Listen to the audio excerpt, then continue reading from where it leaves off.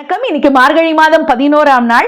மாணிக்கவாசக பெருமான் சிவபெருமானோட புகழை எப்படி பாடுறாருன்னு பாப்போமா?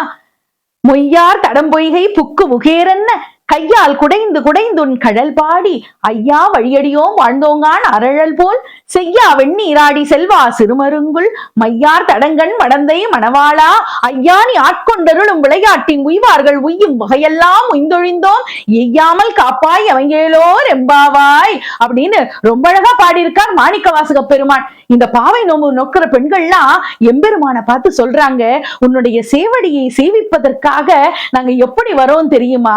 அழகாக தேனை உறிஞ்சக்கூடிய மலர்கள் இருக்கக்கூடிய குளத்துல நாங்க அப்படியே குதிக்கும் போது முகேர்னு ஒரு சத்தம் வரும். அப்படி சத்தத்தை எழுப்பிக் கொண்டு நோன்பு நோற்பதற்காக நீர்ல நீராட உன்னுடைய திருவடிகளை தரிசிக்க உன்னுடைய புகழை பாடிக்கொண்டே பாவை நோன்பு இருப்போம். காலங்காலமா இப்படிதான் பாவை நோன்பு இருக்கும்.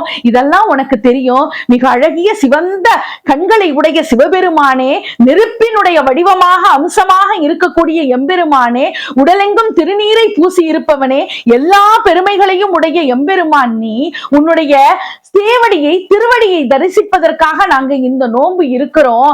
அதனால நீ என் மேல கருணை காட்டு. எங்களுக்கெல்லாம் நீ எப்படிப்பட்ட ஒரு பிறவிய தரணும் தெரியுமா? உன்னை நினைச்சிருக்கக்கூடிய பிறவிய தரணும். நீ எல்லாரையும் ஆட்கொள்ளுவல, எல்லாரையும் ஆட்கொண்டு அவங்களுக்கு எல்லா நன்மைகளையும் கொடுப்பாய்.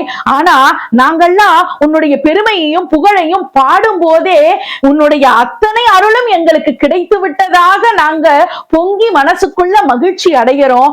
அப்படிப்பட்ட நிலைத்த பேரின்பத்தை எம்பெருமானே நீங்க எனக்கு தரணும். அந்த வரத்தை எங்களுக்கு தரணும். பிறவி பெருங்கடல்ல இருந்து எங்களை காப்பாத்தணும். உன்னை நினைச்சுக்கிட்டு இருக்கிற பெருமையை எங்களுக்கு தரணும்னு ரொம்ப அழகா பாவை நோன்பு நோக்கிற பெண்கள்லாம் சேர்ந்து எம்பெருமான் கிட்ட வேண்ட மாதிரி பாடி இருக்கார் மாணிக்கவாசக பெருமான்.